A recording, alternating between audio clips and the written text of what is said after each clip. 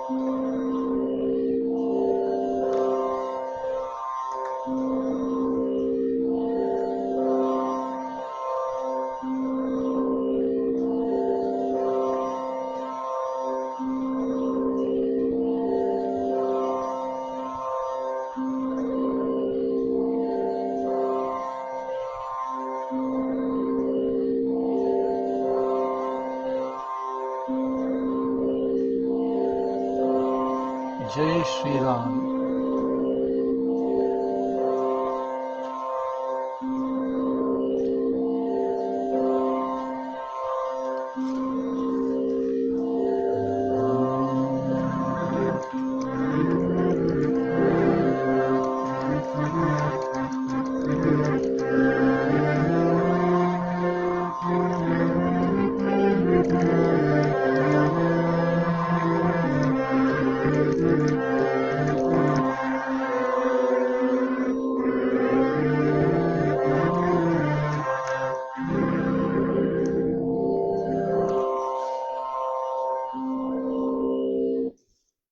Voice clear है?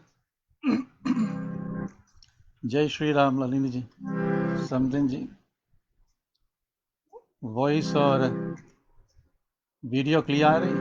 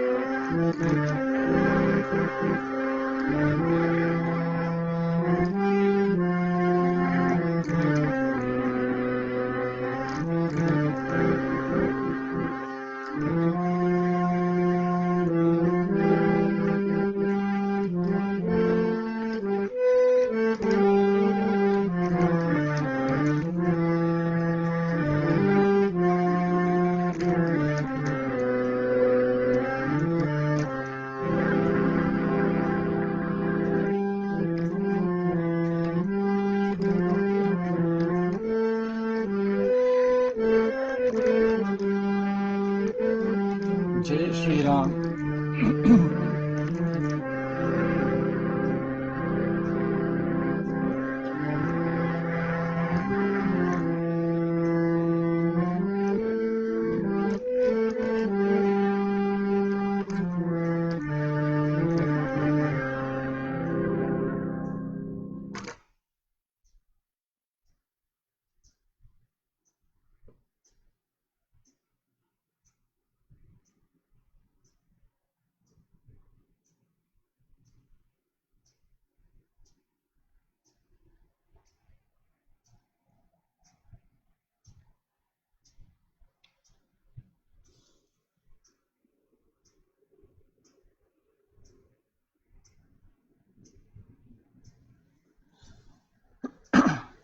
जय श्री राम।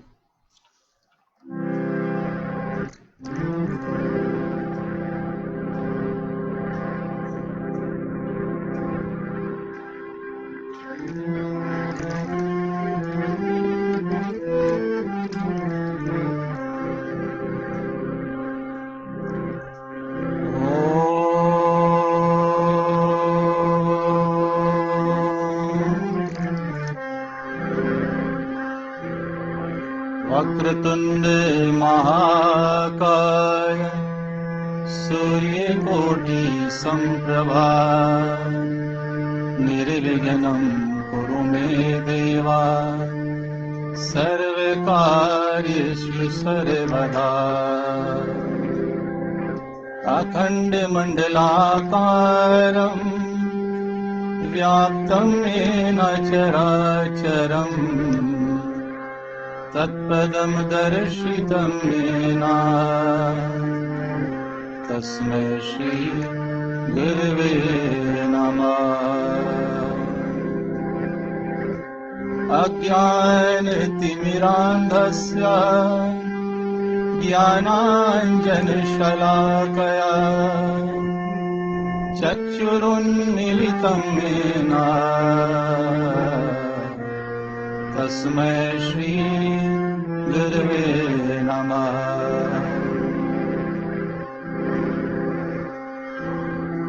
वन्दे देव उमापतिं सुरगुरुं वन्दे जगत्कारणम्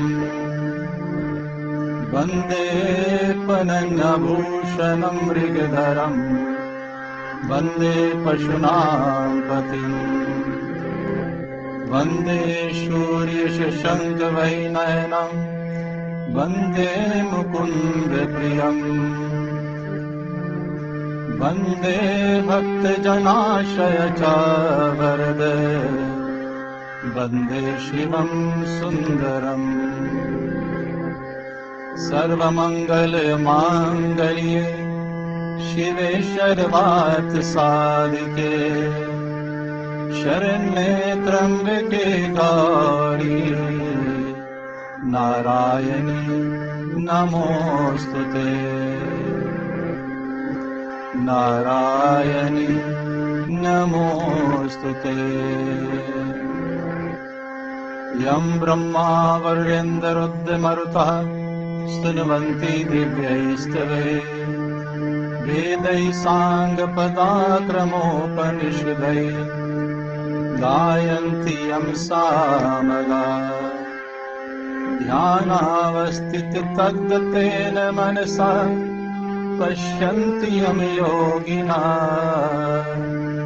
यशान्तं न विदुसुरासुरगणा देवाय तस्मै नमः देवाय तस्मै नमः देवाय तस्मै नमः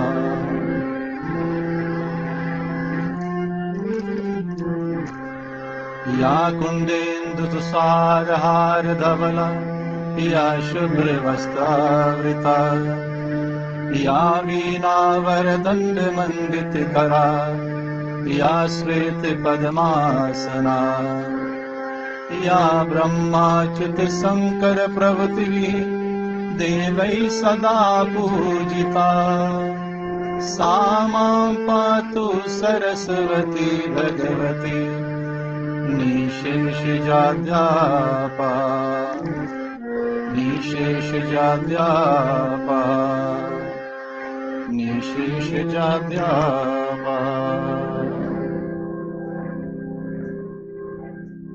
बोलो उमापति महादेव की जय। सियावर रामचंद्र की जय। पवन सुत हनुमान की जय। गोस्वामी तुलसीदास की जय। रामायण महारानी की जय। सत्य सनातन धर्म की जय।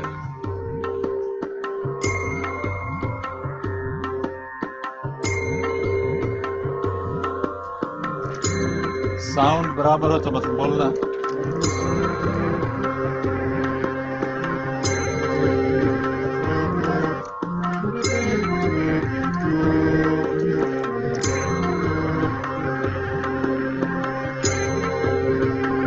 जय गणेश गणनाथ दयानिधि। जय गणेश गणनाथ दयानिधि। सकल विघ्न कर दूर हमारो। जय गणेश गणनाथ दयानिधि।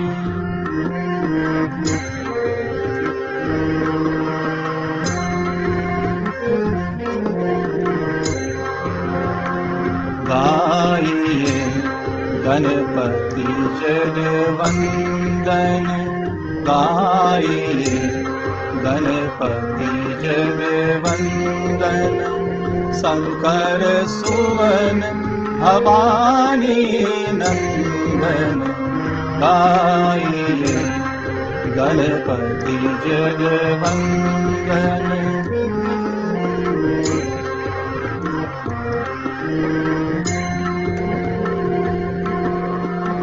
सिद्धि सदन गजवदन विनायक।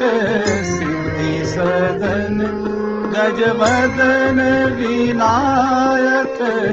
सिद्धि सदन गजवदन विनायक। कृपा सिंधु सुंदर सबलायक।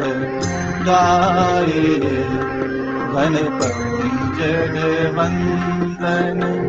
गाइए गणपति जगवंदन। शंकर सुवन भवानी नंदन। गाइए गणपति जगवंदन।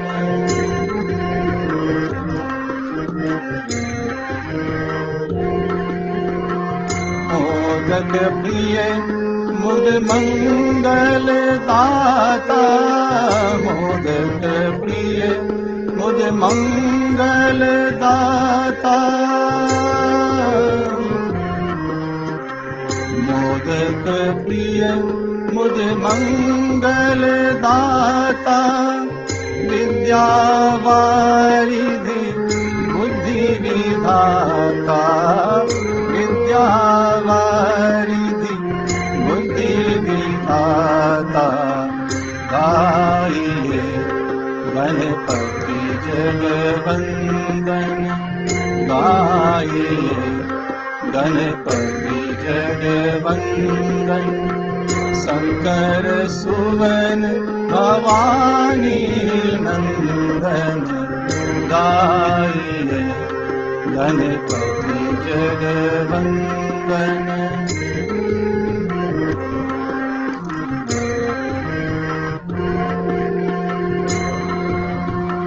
मागत तुलसीदास कर जोरे मागत तुलसीदास कर जोरे बसौ राम सिया मानस मोरे बसौ राम सिया मानस मोरे गाइए गणपति जगवंदन गाइए गणपति जगवंदन शंकर सुवन भवानी नंदन गाइए गणपति जगवंदन गाइए गणपति जगवंदन गाइए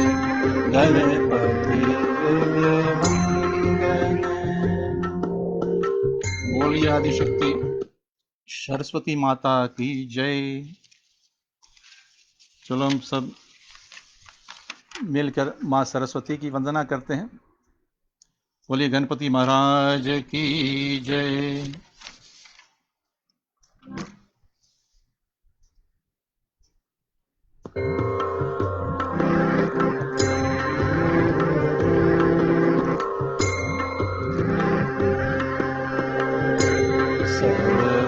सर्वेश्वरी जगदीश्वरी हे मातृरूपी महेश्वरी सर्वेश्वरी जगदीश्वरी हे मातृरूपी महेश्वरी ममतामयी करुणामयी ममतामयी करुणामयी जगजीविनी संजीविनी सर्वेश्वरी जगदीश्वरी हे मातृरूपी महेश्वरी कृपालिनी जगतारिणी कृपालिनी जगतारिणी प्रतिपाल भुवन गिरधेश्वरी सर्वेश्वरी जगदीश्वरी हे मातृरूपी महेश्वरी कमहारिणी शुभकारिणी कमहारिणी शुभकारिणी मनमोहनी विश्वेश्वरी सर्वेश्वरी जगदीश्वरी हे मातृरूपी महेश्वरी हे मातृरूपी महेश्वरी हे मातृरूपी महेश्वरी। आदिशक्ति सरस्वती माता की जय।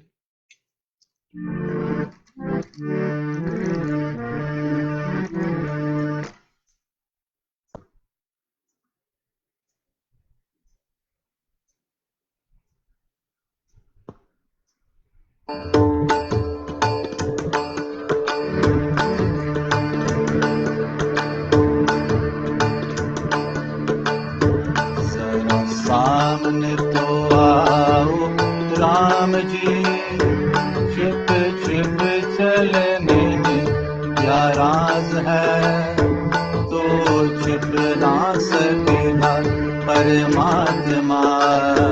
मेरी आत्मा की यही आवाज है।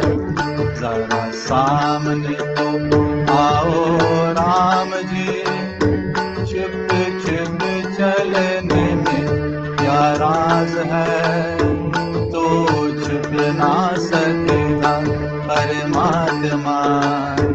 मेरी आत्मा की यही आवाज है। कलयुग केवल नाम आधारा, सुमिर सुमिर नर उतरे पारा। कलयुग करन उपाय न कोई, राम भजन रामायण कोई। जरा सामने तो आओ राम जी, छिप छिप चलने में क्या राज है, तो छिप ना सकेगा परमात्मा। मेरी आत्मा की यही आवाज है। जरा सामने तो आओ राम जी, छिप छिप चलने में क्या राज है, तो छिप ना सकेगा परमात्मा। मेरी आत्मा की यही आवाज है।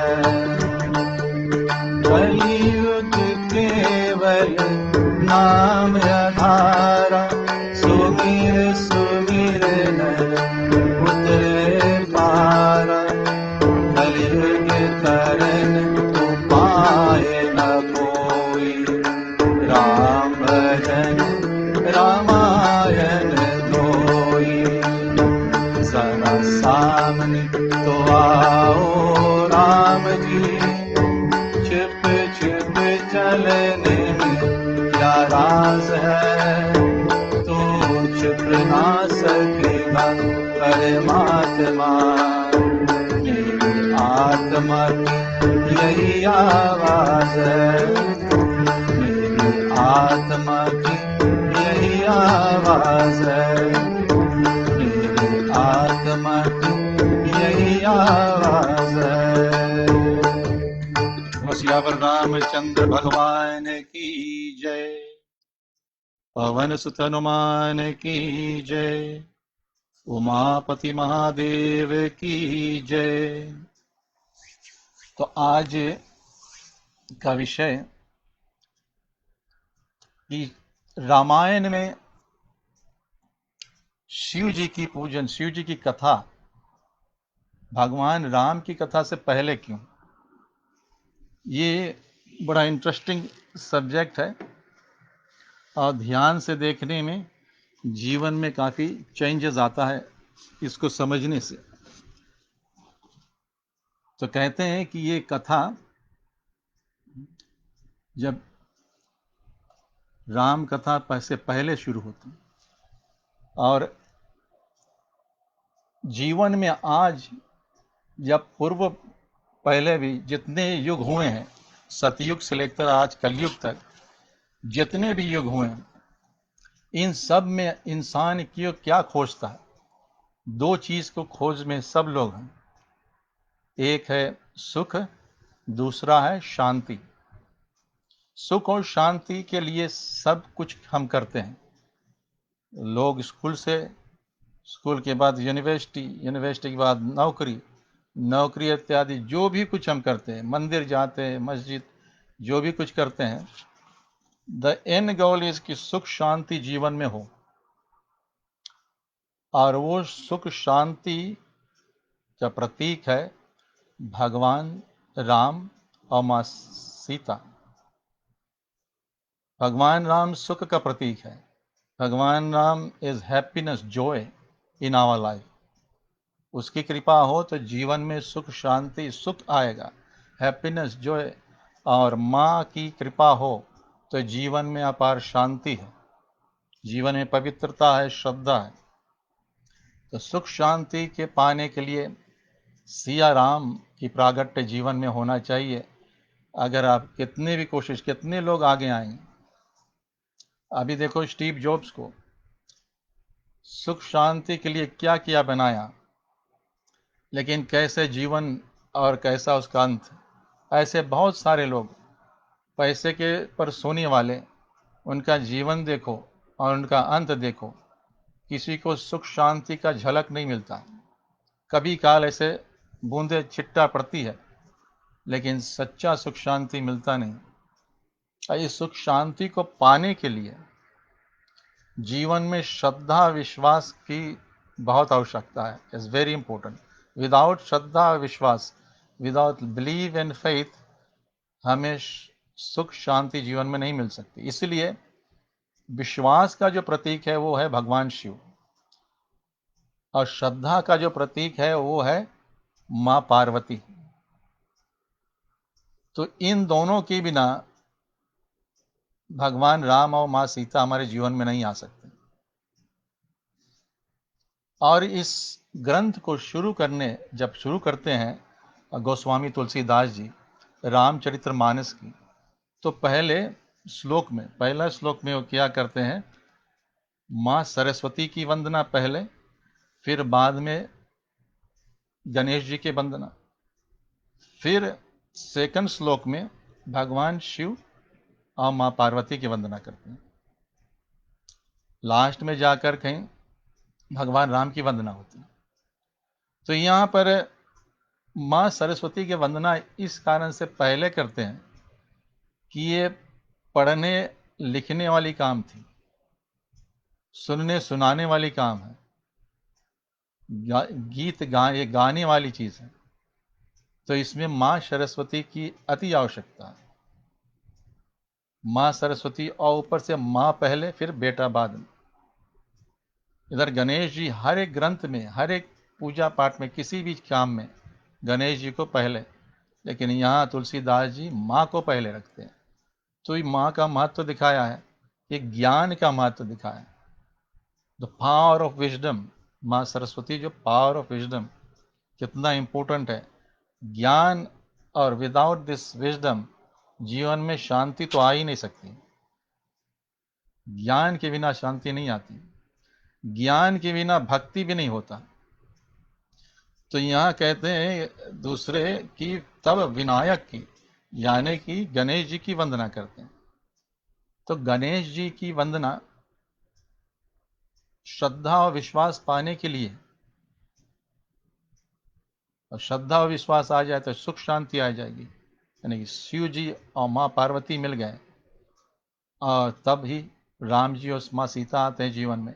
तो उससे पहले गणेश जी बड़ा इंपॉर्टेंट रोल प्ले करते हैं, और वो भी माँ पार्वती और भगवान शिव के बेटे हैं। तो आप देखिए, जब गणेश जी क्या ये शरीर, ये सिर कैसे मिला, क्यों मिला? अब जब भगवान माँ ने उनको बनाया, द्वारपाल बनाकर खड़ा कर दिया, किसी को अंदर आने नहीं देना।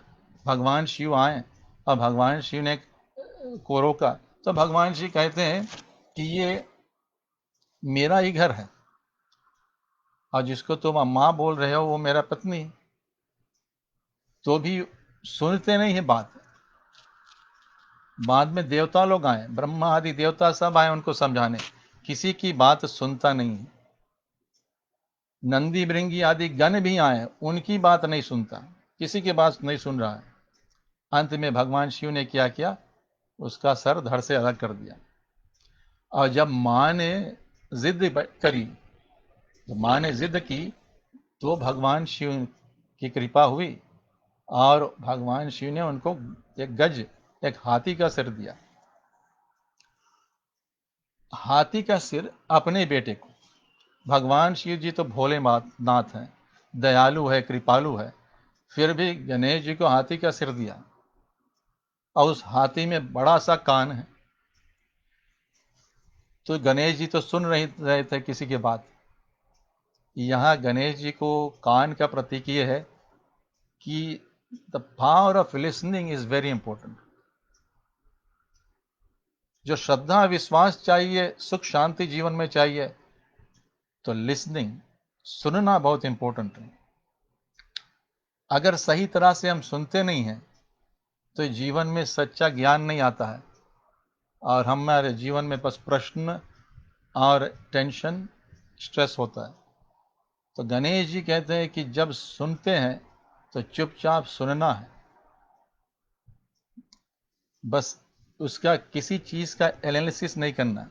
जब इस कथा को सुन रहे हैं और जब आप एनालाइज करोगे, जो मैं एक बात बोला आप एनालाइज करोगे, तो जब तक आप एनालाइज कर रहे, जब तक उसके विषय में सोच रहे हो, तब तक एक पैराग्राफ तो निकल गया, और आपके जो ज्ञान में अब बीच बीच में गैप आ गया।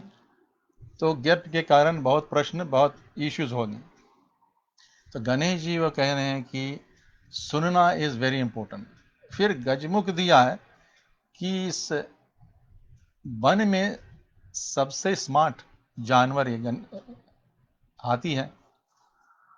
तो क्या इंटेलिजेंट है। तो विवेक बुद्धि, जो कुछ सुन रहे हैं ध्यान से सुना, फिर उसको अपने ज्ञान से, अपने बुद्धि से उसको एनालाइज किया। जब अच्छी तरह से एनालाइज, अच्छी तरह समझ में आ जाए, तभी वो हृदय में उतरेगा, और जब हृदय में उतरे तब उसका एक्सपीरियंस होगा। जब तक हृदय तक उतरे नहीं, जब तक आत्मा तक उतरे नहीं, तब तक एक्सपीरियंस नहीं, और जब एक्सपीरियंस नहीं है तो विजडम नहीं है, तो सच्चा ज्ञान नहीं है। तो यहाँ गणेश जी की कृपा है कि गणेश जी के दया से वो हम सुनने सीखें और उसको एनालाइज करके सही तरह से समझें, तो भी हम हर एक सिचुएशन में किस जगह कितना फोर्स अप्लाई करना चाहिए ये भी समझ में आ जाएगा। जैसे गणेश जी के सूंड हैं, तो सूंड से जहाँ ज़रूरत पड़ता तो वहाँ ज़्यादा ताकत लगाते हैं, और जहाँ ज़रूरत पड़ता तो एकदम कोमल, जैसे एक बच्चे को उठा लेते हैं उसी सूंड से। तो ये इट इज़ वेरी इंपॉर्टेंट कि जब भी आप सुनते हैं, कोई भी महात्मा है, कोई भी ऋषि है, उसके सुनने की पावर जो है सबसे इंपॉर्टेंट है। और सुनने से यहाँ कहते हैं भवानी शंकर की वंदना की नेक्स्ट श्लोक में, कि वो श्रद्धा और विश्वास के रूप हैं। तो अच्छा, ये जब अब एक दिन शंकर भगवान शिव जी माँ सती के साथ अगस्त ऋषि के आश्रम में आती है, तो अगस्त ऋषि ने भगवान को देखा, दंडवत किया, आसन देकर विधिवत पूजन की है, माता की और भगवान शिव की, दोनों के पूजन करके बिठाया है, और पूछा कैसे आना हुआ। तो भगवान कहे मुझे भगवान राम की कथा सुनना है। अब भगवान शिव कथा सुनने आए भगवान राम की, रामचरितमानस या रामायण की, तो वो तो खुद इसकी रचयिता है, और वो खुद बोल रहे हैं, वो खुद वक्ता है, लेकिन सुनने के लिए फिर भी कहीं ना कहीं जाते हैं ऋषियों के आश्रम। तो इट्स वेरी इंपॉर्टेंट कि भले कितना भी सालों साल आप पढ़ते रहें, लेकिन शिव जी फिर भी ऋषियों के आश्रम, गुरुओं के आश्रम जाते हैं इस कथा को सुनने के लिए, ताकि एक तो इस कथा में उसको मज़ा आता है, ये उसकी इष्ट की कथा है। दूसरी रतिमन, दूसरी भक्ति जो है रतिमन कथा प्रसंगा, भगवान जी कह रहे हैं कि दूसरी यही है कि कथा में मज़ा है, और जब कथा में मज़ा आता है तो हमें समझ भी आएगा, याद भी रहेगा। और पहला भक्ति तो हुई कि संतन की संगत, तो भगवान शिव जाते हैं संतों की संगत करने, और स्वयं परम गुरु हैं। तो यहाँ कुछ दिन रुकते हैं भगवान शिव। अब जब कथा पूरी हुई तो ऋषि ने भगवान से पूछा कि हमें आप अब समझाइए भगवान राम की भक्ति के विषय में। तब भगवान शिव ने उसको अधिकारी जानकर और भगवान राम की भक्ति दी उसको। जब शिव कृपा होती है तभी भगवान राम का, परम पिता परमात्मा या आत्मा राम का, तभी उनकी भक्ति हमारे में प्रकट होती है जब शिव कृपा हो। शिव यानी कि गुरु, शिव यानी कि विश्वास। अच्छा, इंसान विश्वास पर सिर्फ रुक जाए तो प्रॉब्लम होगा। जैसे आप विश्वास कर लो भगवान राम है परमेश्वर, बस इतना ही, उससे कोई लाइफ में चेंजेस नहीं आएगा, उससे जीवन में कोई बदलाव नहीं आएगी, उससे उद्धार भी नहीं होगा। सिर्फ विश्वास से कुछ भी नहीं होने वाला। विश्वास एक इल्यूजन क्रिएट कर देगा कि मैं जान गया, लेकिन एक्सपीरियंस एक भी नहीं हुआ। विश्वास के बाद में उसको एक्सपीरियंस करना, एक्सपीरियंस जब हो जाएगा तब फेथ बिल्ड होगा। फेथ यानी कि श्रद्धा, तभी माँ पार्वती जीवन में आएगी। तो यहाँ अभी माँ सती है। सती माँ पार्वती के ऑपोजिट है तो वही, लेकिन इस जन्म में जो लीला कर रही है वो हम देख रहे हैं। अब वहां अगस्त ऋषि के आश्रम से जब निकलते हैं, दोनों विदा लेते हैं, तो चलते समय भगवान को याद आया कि अभी त्रेता युग चल रहा है, अब भगवान राम की अवतार लीलाएं चल रही है, उन्हें दर्शन करते तो चलो। तो ये जब दर्शन करने की बात सोचते हैं कि ये, लेकिन जाऊंगा दर्शन कर ले तो लोग जान जाएंगे ये गुप्त में कर रहे हैं, मानव लीला कर रहे हैं, तो इसमें गड़बड़ हो सकती है। तो भगवान मन ही मन सोच रहे हैं और अचानक में उन्होंने देखा भगवान राम और लक्ष्मण जी को, और दोनों माँ सीता का खोज कर रहे हैं। माँ सीता का हरण हो चुका था। अब भगवान एकदम रो रहे हैं पागलों की तरह माँ सीता की खोज में। इधर भगवान शिव ने जब देखा तो एकदम गदगद वाणी से, प्रेम से भरा हुआ, अश्रु आंख में है, और भगवान को हाथ जोड़कर नमस्कार करता है। परमात्मा परब्रह्म परमेश्वर को नमस्कार करता है और कहता है, मन ही मन मुस्कुराता है। इधर माँ सती जो देखी कि मेरे पति अखिलेश्वर, तीनों लोकों का स्वामी, ये किसको इस तरह से प्रणाम कर रहे हैं, पार ब्रह्म कह रहे हैं, और इतना आनंदित, इतना हर्ष। माँ ने पूछा ये कौन है? तो भगवान ने उसे समझाया कि वो पार ब्रह्म परमेश्वर है, अवतार लिए हैं, यही मेरे इष्ट देव है, इन्हीं का नाम मैं जप करता हूँ।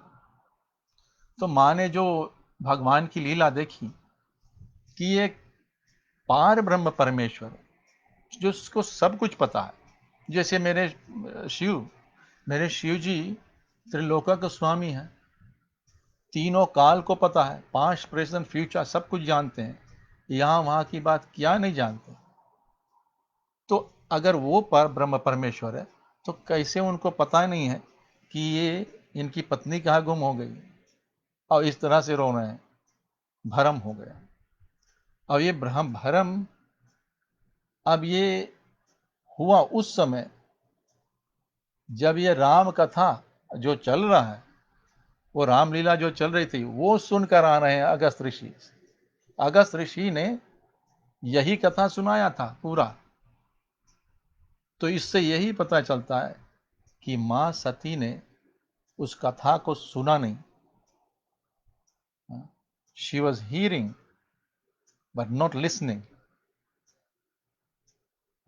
ये दो, जैसे आप नदी के किनारे बैठे, अरे जैसे कहते हैं रामायण सुरसरी समाना, Ramayan is a running river, जब भी पढ़ोगे कुछ नया मिलेगा।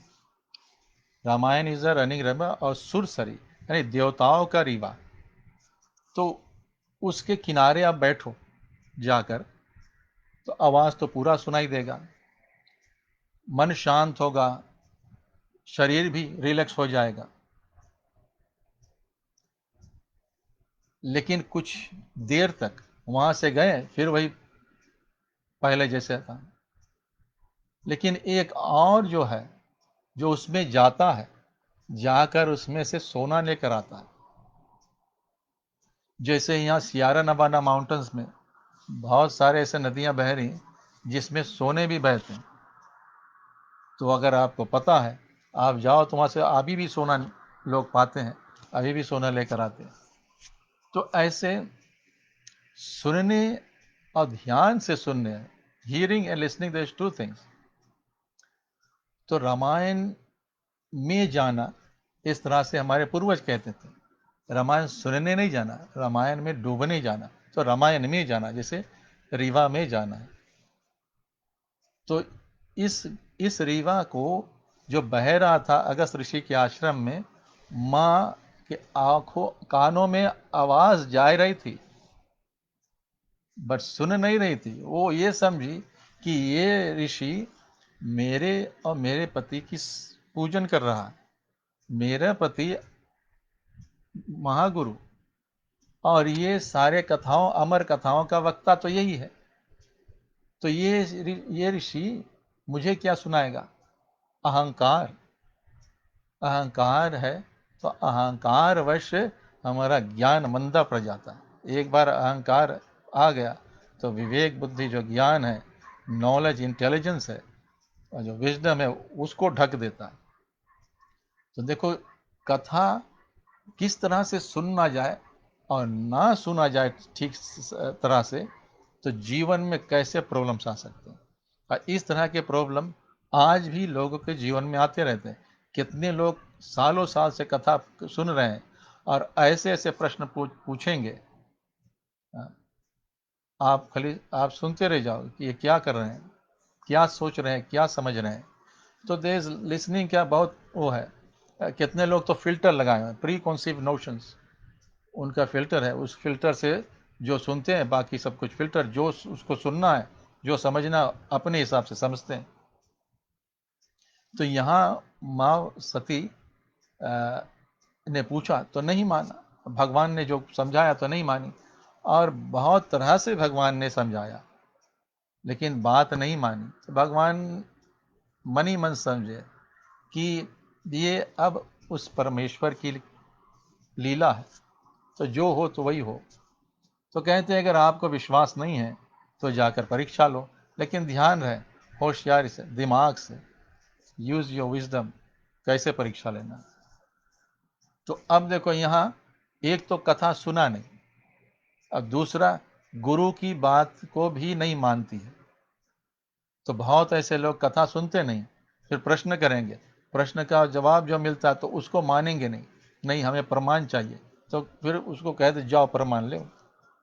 तो ज्यों ही सती गई और माँ सती ने सोचा कि अब मैं सीता माँ की रूप धारण करके जाती हूँ, और उसी के खोज में है।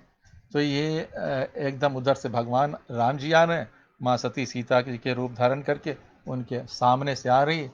तो भगवान ने देखा ये माँ सती क्या कर रही, तो कहती है हे माँ, ये वन में अकेले क्यों फिर रहे हैं, वृष केतु कहाँ है, भगवान शिव कहाँ। ये सुनकर तो उनका हालत बिगड़ गया। तो भगवान ने इनकी मन की दशा जानकर ऐसे लीला की, माया की, वो जिधर देखे उधर ही राम लक्ष्मण, और फिर देखे कि राम लक्ष्मण जानकी, जिस तरफ देखे उस तरफ राम लक्ष्मण जानकी। और यहाँ तक कि अब उनको ये दिखता है कि भगवान सिंहासन पर बैठे हैं, सारे देवता उनकी सेवा में, सारे ऋषि उनकी सेवा में, जिस डायरेक्शन में देखें वहीं यही दिखा है। और इतना देखती है कि ब्रह्मा विष्णु महेश भी वहां भगवान के स्तुति और सेवा में, और इधर ब्रह्मा विष्णु महेश के साथ सरस्वती माता, माता लक्ष्मी, और ये माता सती साथ में है। खुद को भी देखती है। ये देखते देखते मन एकदम घबरा गई, आंख बंद कर लिया। तो भगवान ने अपने माया को खींच लिया। माँ सती वापस जाती है, और वापस जब गई तो भगवान ने पूछा, आपने परीक्षा ली? तो माँ ने कहा, नहीं, परीक्षा नहीं लिया, बस जैसे आपने नमस्कार किया था वैसे हमने भी नमस्कार कर लिया। पति से झूठ, गुरु से झूठ। तो लोग आज भी यही करते हैं, परीक्षा लेने जाते हैं, परीक्षा लेने का तरीका नहीं मालूम, क्योंकि ज्ञान तो है नहीं। तो अगर ज्ञान होता तब आपको पता होता कैसे परीक्षा लेनी चाहिए, और फेस टू परीक्षा लेने की पड़ती ही नहीं। अब समझ गए होते तो ये परमात्मा है, लीला चल रही है, अभी तो सुन क्या रहा है। तो यहाँ अब झूठ जो बोला, तो भगवान शिव तो भगवान शिव हैं, सब जान गए, चुप रहे, कुछ नहीं बोला, और मन ही मन यही सोच ले कि अब माँ सती को अपने अर्धांग में, यानी कि अर्धांगिनी बना कर रखूं तो मेरा भक्ति जाएगा, क्योंकि इसने मेरी माँ की रूप धारण किया था। तो वहीं त्याग देते हैं। आकाशवाणी होती कि आप जैसा भक्त नहीं, ऐसा संकल्प तो कोई नहीं कर सकता, सिर्फ शिव जी ही कर सकता। ये आकाशवाणी सुनकर माँ सती ने भगवान से पूछा हिम्मत करके कि ये इसका मतलब क्या है, आपने क्या संकल्प लिया? भगवान कुछ नहीं बोले, बस चुपचाप चल रहे हैं, रास्ते कट रहे हैं, और रास्ते में भगवान राम की, यानी कि अनेक कथाएं कहते हैं, और कथाओं के साथ दोनों कैलाश पर्वत पर जा रहे हैं। चले एक छोटी सी कीर्तन के साथ।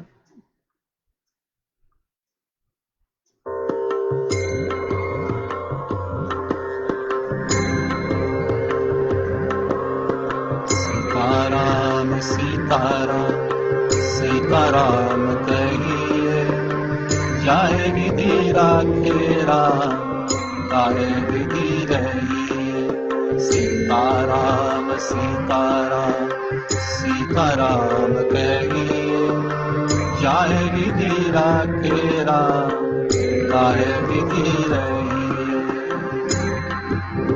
मुख में हो राम नाम, ग्राम सेवा हाथ में, मुख में हो राम नाम, ग्राम सेवा हाथ में। तू अकेला नहीं प्यारे, राम तेरे साथ में।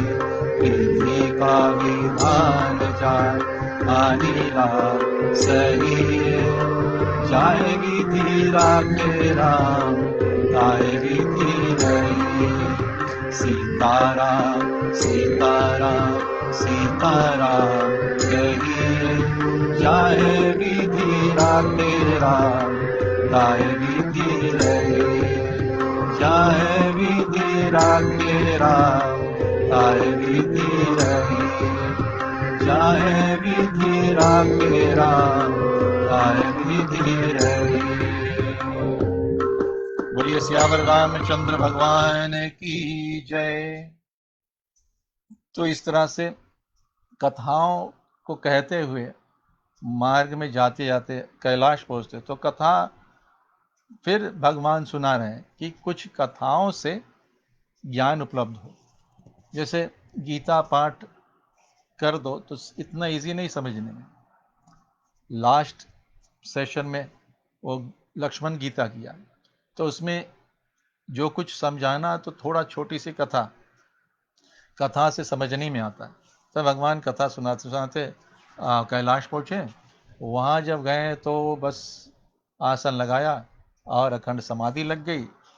अब माँ सती का दिन ऐसे बीत रहा है जैसे हजारों हजारों वर्ष बीत रहे हैं, स्लो और दुख से भरा। जब आदमी दुखी होता है तो उसका समय बहुत स्लो मूव होता है, ऐसा अनुभव होता है, ऐसा कि टाइम खसक ही नहीं रहा। जब वो एंजॉय करता है, खुशी रहता है, तो टाइम का स्पीड बढ़ जाता है। ये हमारा मन का खेल है। तो अब यहाँ कुछ दिन ऐसे बीते, भगवान की समाधि खुली, राम नाम का जप किया। माँ ने सुना राम नाम का जप, समझे पतिदेव जागे हैं, भगवान शिव अपने समाधि से बाहर आई उनके पास से भगवान ने उनको सामने आसन दिया।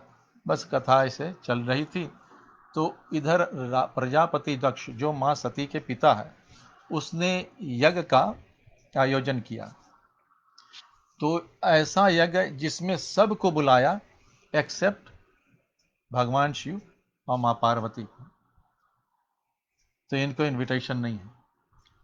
और ये माँ वहाँ से जितने लोग जिस दिन यज्ञ है जा रहे हैं और उसी मार्ग से जा रहे हैं, तो गाते बताते जा रहे हैं। तो माँ ने पूछा भगवान शिव से, ये सब कहाँ जा रहे हैं इस तरह से? तो भगवान शिव ने उनको बताया कि तुम्हारे पिता ने यज्ञ किया, यज्ञ की रचना की है, सबको इनवाइट किया एक्सेप्ट अस। तो ये उनको समझाया कि एक समय देखो प्रजापति दक्ष जब इनको प्रजापति पद भी प्राप्त हुआ तो सभी देवता आए थे कोरोनेशन में, तो उस समय सभी बैठे हैं। तो जिसका ईगो, और प्रजापति दक्ष का बहुत ईगो था, मी माइन एंड माइन, बस। तो इतना ईगो कि वो अब हॉल में आएगा नहीं, वो वेट करेगा जब सब लोग आ जाएं तब वो एंड में हॉल में एंटर करेगा। तो उस समय सब लोग खड़े होकर उनको जय जयकार करते हैं। तो उस दिन वो थोड़ा देर से आए, तो टाइम लगा कर आते हैं।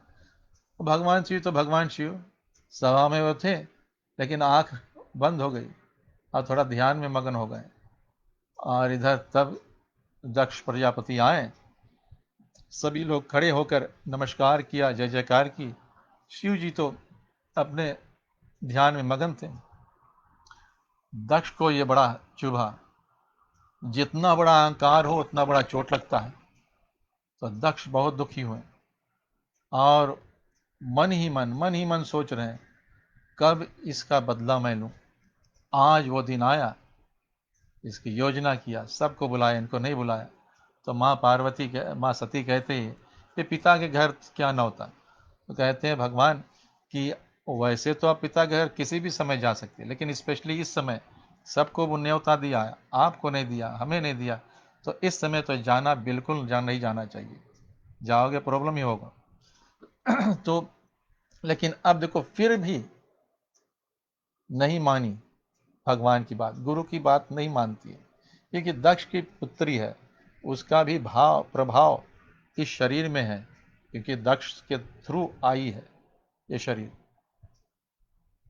तो अब भगवान ने कहा ठीक जाओ, और कुछ गणों को साथ में भेज दिया। वहां जब पहुंची है माँ, तो देखिए पहले तो स्वागत में कोई नहीं आया। राजा दक्ष से सब, प्रजापति दक्ष से सब डरते थे, तो कोई स्वागत में नहीं आते हैं। और सिर्फ माता आई, माता ने स्वागत किया, प्रेम से हाल पूछा। लेकिन बहनें जो थी उन्होंने तो हंसी उड़ा रही थी, साइकेस्टिक रिमार्क्स दे रही थी। वो सब तो ठीक था, लेकिन जब माँ ने देखा कि इस यज्ञ मंडल में सबका भाग है, लेकिन भगवान शिव का भाग नहीं, भगवान शिव का भाग नहीं था, वो देखकर जो दुख हुआ, वो जो दुख था जो भगवान शिव ने उन्हें त्याग दिया था, वो दुख तो इस दुख के आगे तो बहुत छोटा पड़ गया। पति का अपमान, स्वामी का अपमान, इष्ट देव का अपमान सह नहीं पाई, और वहां श्राप देते हुए और फिर अपने स्तन को योग अग्नि में भस्म कर दिया। कहती जिसके माध्यम से ये शरीर मिला, उसका असर इसमें है। वो अहंकार, वो मैं ज्यादा जानता हूं, मैं सबसे ज्यादा जानता हूं, किसी की बात ना सुनना, ये सब भर गया था। तो उसको वहीं त्याग दिया। इतना ही होते, जितना गण थे वो तो आतंक मचाने लगे। लेकिन कुछ गए हैं भगवान शिव के पास, भगवान शिव जब जाने तो एकदम वीरभद्र को प्रकट किया और भेजा कि जाइए, जिसको जैसा दंड देना उसको दंड दीजिए, यज्ञ को विध्वंस करिए। और वहाँ से दक्ष प्रजापति की रक्षा के लिए भृगु ऋषि तो थे, लेकिन वीरभद्र के आगे किसका चलता। तो सबको वीरभद्र ने दंड दिया और दक्ष प्रजापति का सर धड़ से अलग हुआ और वो जाकर अग्नि में भस्म हो गया। देवता सब भागे भगवान शिव के पास, क्षमा मांगी, दंडवत किया, सब कुछ पूजा पाठ की और कहे कि इसको जीवन दान दो, आप दयालु है, भोलेनाथ हो, ये संसार बिना प्रजापति को चल नहीं सकता, वी नीड हिम। भगवान ने कहा ठीक है, आप चाहते हो फिर उसको फिर जीवन दान देते हैं, लेकिन एक बकरे का सर दिया कि मैं करता रहे। तो जब अहंकार बढ़ जाता है ये प्रॉब्लम होती है। जिसका अहंकार बढ़ जाता है उसका सर कटता है। तो हम लोग हमारे पूजन पाठ में आपने देखा है कि नारियल फोड़ने की परंपरा बहुत है। तो हम बस नारियल ऐसे ही फोड़े, गणेश जी के आगे फोड़ रहे हैं, गणेश जी को चढ़ाते हैं, नारियल फोड़ते हैं, माता को फोड़ते हैं और बहुत देवताओं के लिए। तो इसका प्रतीक ये है, हमें इससे ये लेना चाहिए कि जब हम इस नारियल को भगवान के आगे फोड़ें कि हे माता, हे पिता, ये मैं अपने अहंकार को आपको सौंप रहा हूँ। ये सर जो अहंकार का प्रतीक है, इसमें ये अहंकार आपको दे रहा हूँ और उसको वहीं चुकनाचूर करो। हे गणपति, हे आदि शक्ति। तो इस तरह से अपना अहंकार उसको देना। जैसे प्रजापति दक्ष का सर आहुति हो गया, हवन कुंड में भस्म हो गया, वो दशा हमारा ना हो, लेकिन उससे पहले, वो दशा होने से पहले मैं खुद ही अपने अहंकार को आपके सामने रखती हूँ या रखता हूँ, उसको आप लीजिए। तो इस तरह से ये नारियल को ऑफर करना है। यहाँ दक्ष को वो शरीर मिल गया, वो सिर मिल गया और फिर दक्ष को समझ में आया, भक्ति करते करते और भगवान शिव को प्रसन्न किया। फिर एक समय ऐसा आया, भगवान शिव ने उसको वापस वो पुराना उसका अपना सिर जो था वो लौटा दिया। तो ये है द इम्पोर्टेंस ऑफ लिसनिंग, है ना। जब हम सुनते नहीं हैं और अपने और अहंकार बढ़ जाता है, और अहंकार बढ़ता तब नहीं सुनते हैं। यहाँ माँ सती अहंकार के कारण से वो कथा नहीं सुनी थी। तो हमें भी ऐसे ही है, कभी कोई वक्ता आता है, उसको हम देखकर हमें उनकी कथा सुनने का मज़ा नहीं आता है। अब यहाँ से क्या होगा, माँ सती जब देह अंत हो गया तो भगवान एकदम दुखी हो गए, भगवान शिव दुखी हो गए, क्योंकि विश्वास है लेकिन श्रद्धा नहीं है। इधर अगर सुख है और शांति नहीं है तब भी यही प्रॉब्लम, टेंशन होगा। भगवान राम है और माँ सीता नहीं, तो दोनों टेंशन में थे। उसी तरह आज माँ सती नहीं है और भगवान शिव टेंशन में है। जब तक वो वापस संग ना मिले तब तक शांति नहीं, तब तक सुख नहीं। जैसे जब तक राम के साथ माँ सीता नहीं लौट कर आई तब तक दोनों दुखी थे। तो सिर्फ हम जैसे माँ लक्ष्मी की पूजा करें और नारायण को ना बुलाएं तो जीवन में जो आएगा, धन दौलत जो भी आएगा, उसमें अशांति तो भरी रहेगी।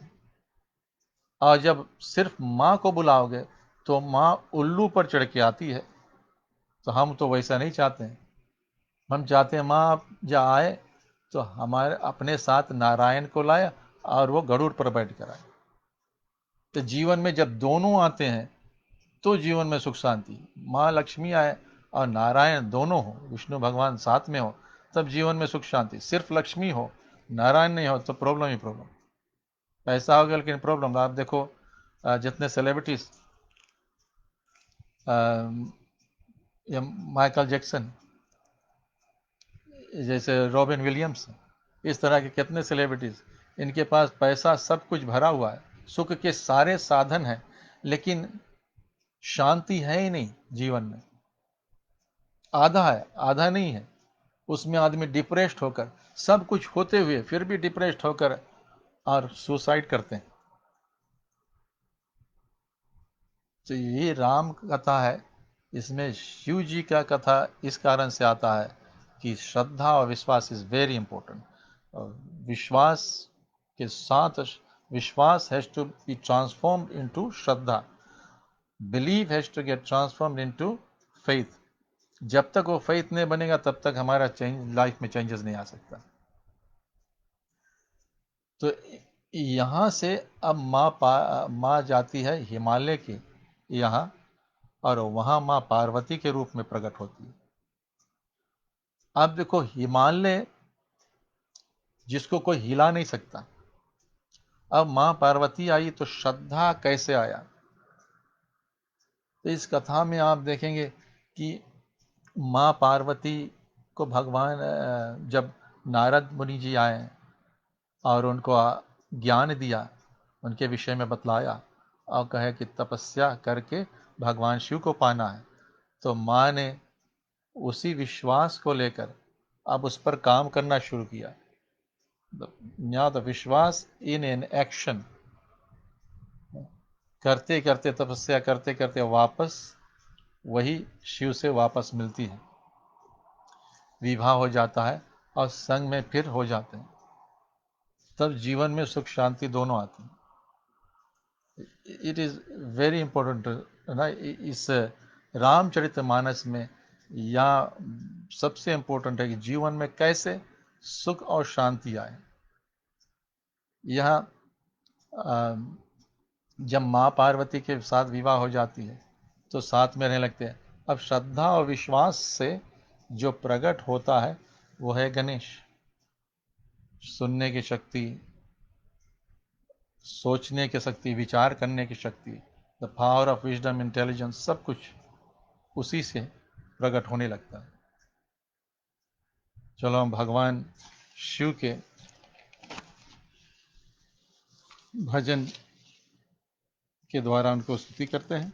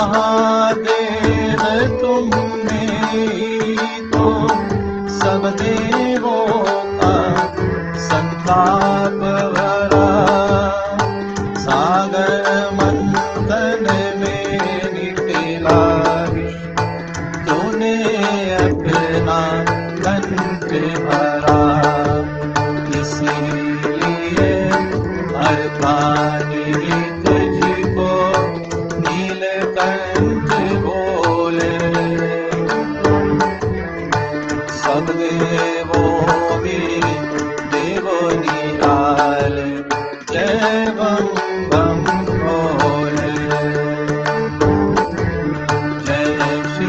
शंकर, जय शिव शंकर, जय शंकर भोले। सब देवों में देवो निराले, जय बम बम भोले।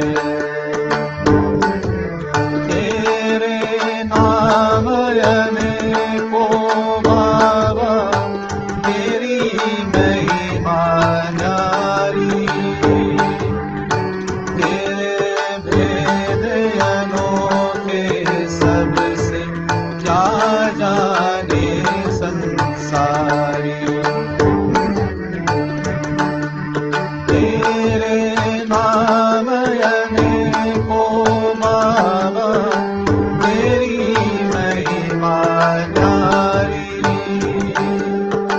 तेरे भेद अनोखे सबसे क्या जाने संसारी। तू ही है कैलाशपति, तो पर्वत पर डोले।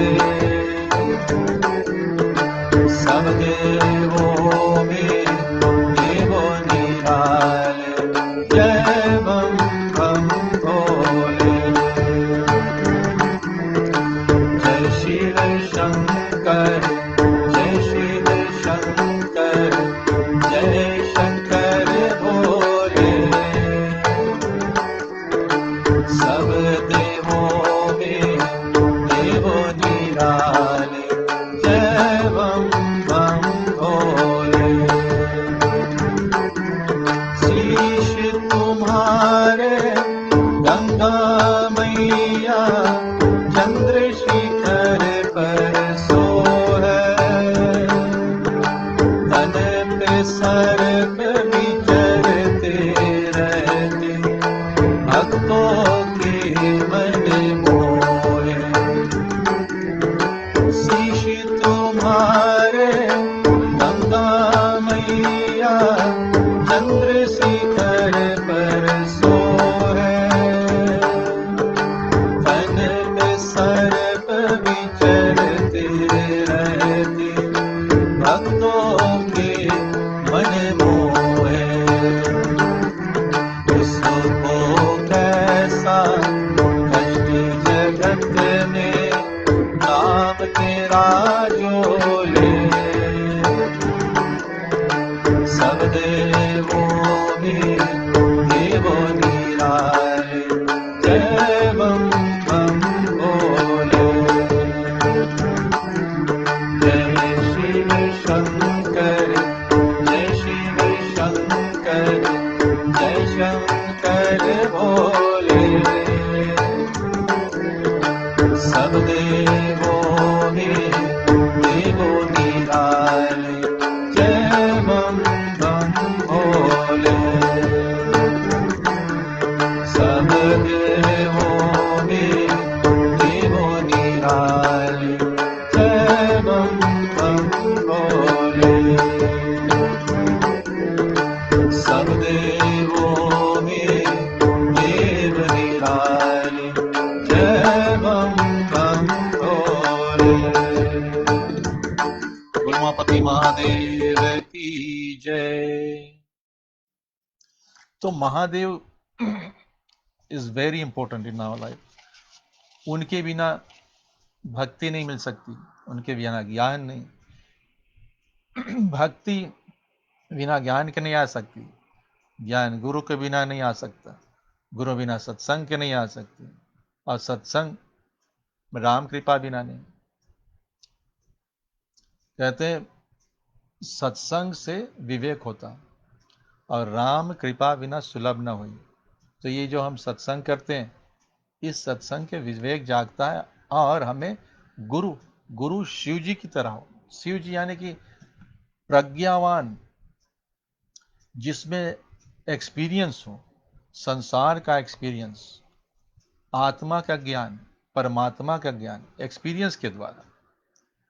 प्रज्ञावान गुरु हो तो ही आपको सही मार्ग और उत्तम मार्ग को दर्शन करा सकता है, और उस मार्ग में क्या क्या होने मिलेगा आपको, वो सब दिखा सकता, क्योंकि वो जाकर और लौट कर आया है। वो ट्रिक्स बताएगा उस ट्रेड का। और ऐसे गुरु हो जो सब कुछ बताए, कुछ छिपाए ना। बहुत ऐसे गुरु हैं कि मैं अगर चेले को सब कुछ बता दूं तो चेला शक्कर हो जाएगा, मैं वहीं का वहीं रह जाऊंगा। तो ऐसे शिव जी जैसा गुरु चाहिए जिसमें एक्सपीरियंस हो। बहुत सारे गुरु आज कलयुग में हैं जिनको ग्रंथ कंठस्थ है, ऑल द है इज थ्योरी, और उसी कंठस्थ करके उसको बस बता रहे हैं। बस इतना ही आपको बतला सकते हैं कि किस ग्रंथ में क्या लिखा है, किसने क्या कहा है। और एक्सपीरियंस कराने की बात है नहीं, क्योंकि एक्सपीरियंस उसने खुद ही नहीं किया है।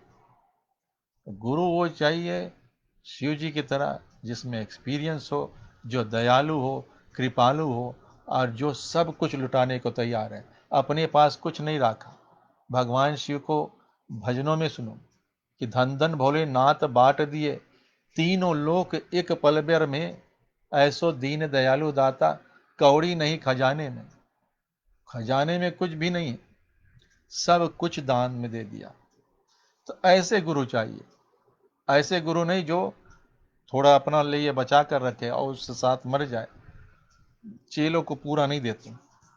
बहुत सारे गुरु हो ऐसे, और शिव जी की तरह गुरु हो तो पूरा का पूरा देगा। ये हमारे भोलेनाथ, इसी कारण से इस ग्रंथ में यह महान बाबा तुलसीदास ने भगवान शिव को पहला रखा है। माँ सती की कहानी के द्वारा हमें ये सिखाता है कैसे सुनना है, समझना है, और ना सुने ना समझे क्या क्या प्रॉब्लम आती है। और यहाँ अब अगले सेशन में हम सुनेंगे कि माँ पार्वती जब आती है, भगवान का विवाह हो जाता है, तो भगवान के साथ सुंदर समय देखकर इस अमर कथा के विषय में पूछती है और क्या क्या प्रश्न करती है, और उस प्रश्न का किस तरह से भगवान शिव उत्तर देते हैं, कितना प्रेम से कैसे समझाते हैं, वो सब हम सुनेंगे। एंड स्लोली उसके अंदर जो गुण ज्ञान है, जो छिपा हुआ सीक्रेट्स है, उसको भगवान की कृपा से वो हम निकालने की कोशिश करेंगे, और हम सब मिलकर बांटकर जीवन में सुख शांति दोनों ऐसे आ जाए। जैसे हनुमान जी के पास है भगवान राम और माँ सीता, वैसे हमारे जीवन में भी ये दोनों विराजमान हो, हमारे हृदय में भी दोनों आकर बसे। ऐसे हम इस सत्संग को इस तरह से लेकर चलते रहें। तो आज के लिए बस इतना ही। 8 बज गया है, और अगले सप्ताह हम देखते हैं दूसरे कथा के साथ। और भगवान से चलो हम मिलकर प्रार्थना करके इस कथा को यहीं विराम देते हैं।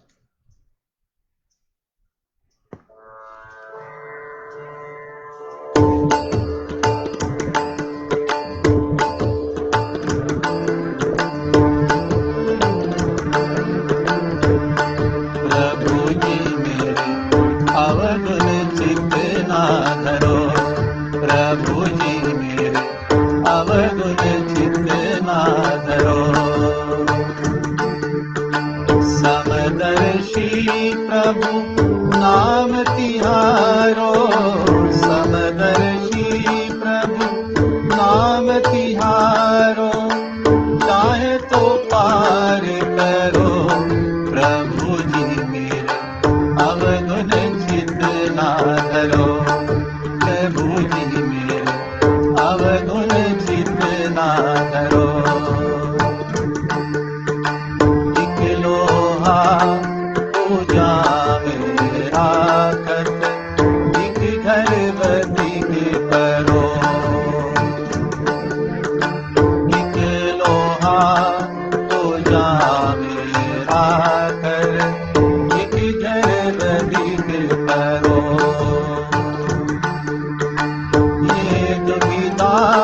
पारस नहीं जाने वेद विदा, रस नहीं जाने, कंचन करत करो प्रभु जी मेरे, अवगुण चित्त न धरो प्रभु जी मेरे, अवगुण चित्त न धरो।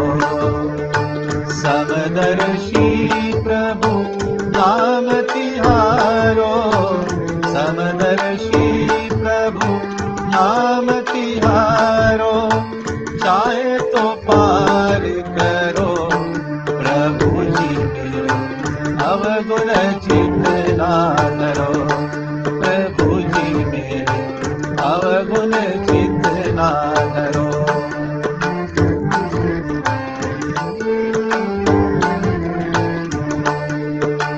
एक जीव एक ब्रह्म कहावत, सुर सर नाम धरो।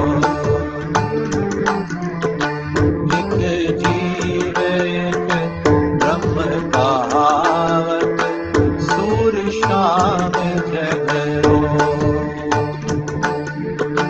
अब की कर मोही पार उतारो, अब की कर मोही पार उतारो, नाही पर जात करो प्रभु जी मेरे, अवगुण चित्त ना धरो प्रभु जी मेरे, अवगुण चित्त ना धरो।